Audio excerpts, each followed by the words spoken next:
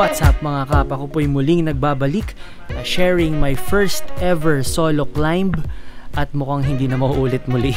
Nalo siyang nang bahagya ang bangs ko dito mga besh. Malalaman nyo na while kung bakit.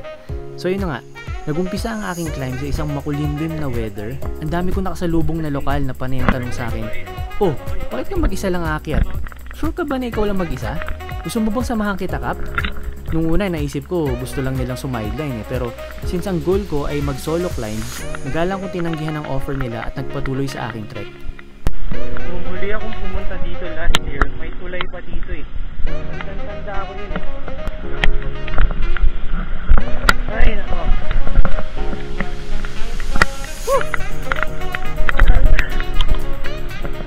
At kasalukuyan ako nasa Camp 6 ng Mount Matulaw.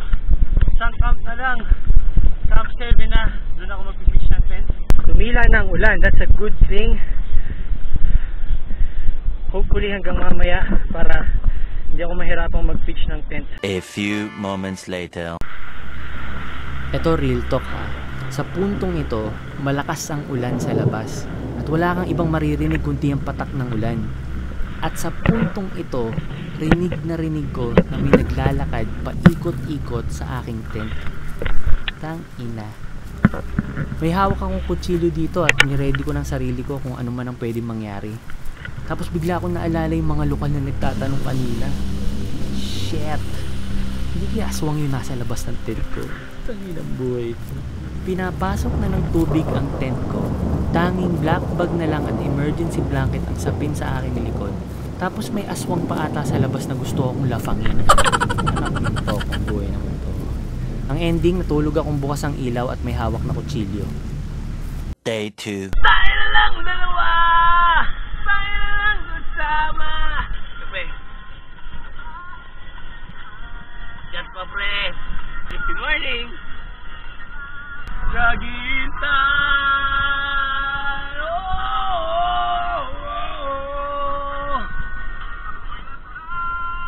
Kasalukuyan ako nagkakape ngayon at nagluluto ng itlog at saka anong lutuin mo?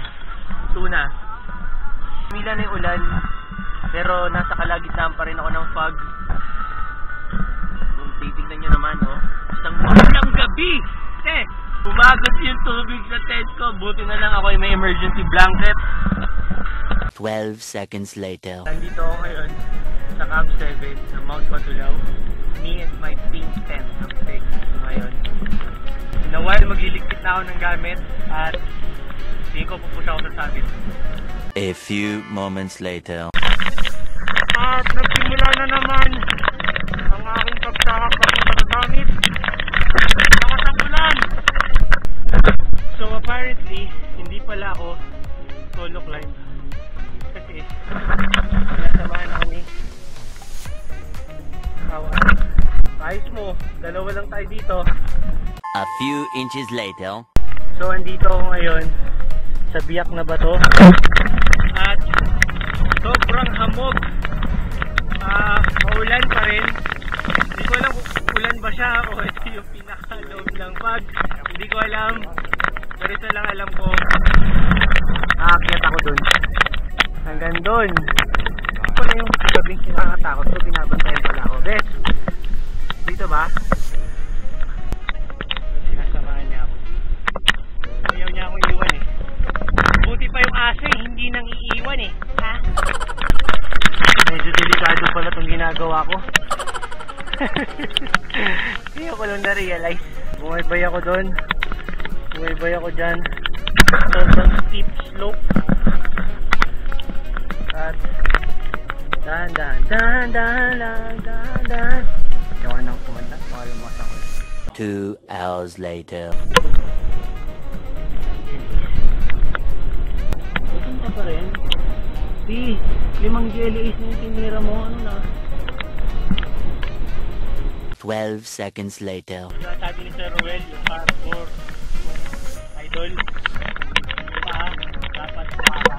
Kasi pag sinikyung ko yung paa mo, may tendency na mag-swing na naman yan. So dapat, ganun. Okay? 1 One eternity later. At nandito na ako ngayon sa Captain ng Magpagulang.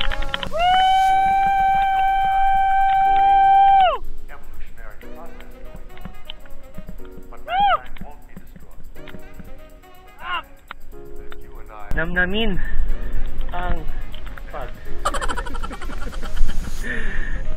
Mga ma'am, mga sir, pababa na po ako eh. Ang saya na ng araw ko eh. Ha? Ang ganda na eh.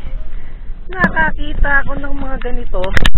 Ma'am, sir, pwede bang kung kayo ay aakyat o may kakilalang aakyat, huwag naman tayong magsisiksik ng mga ganito. Ha? Kung sino ka man na kumain ng Fit Bar at Skyflex, pwede ba? Talagaan naman natin yung ating kalikasan. Okay? Ang sakit mo sa bangs, bes. A few inches later. Ito yung mga moments sa buhay ko eh. Napapatanong ako, ba't ko nga ba ulit ginagawa ito? At dyan po nagtatapos ang ating munting adventure. And hindi ko nga lang sure kung ulitin ko pa ulit ito. At hindi ko po i-recommend ang mag-solo climb, ano? Dahil napakadami pong risk involved. In short, delikado siya. Okay? Palagi po tayong mag-iingat sa ating mga akyat. Ito po si Cap Aris Olea. Salamat sa panonood at kita-kits sa mga susunod na climb.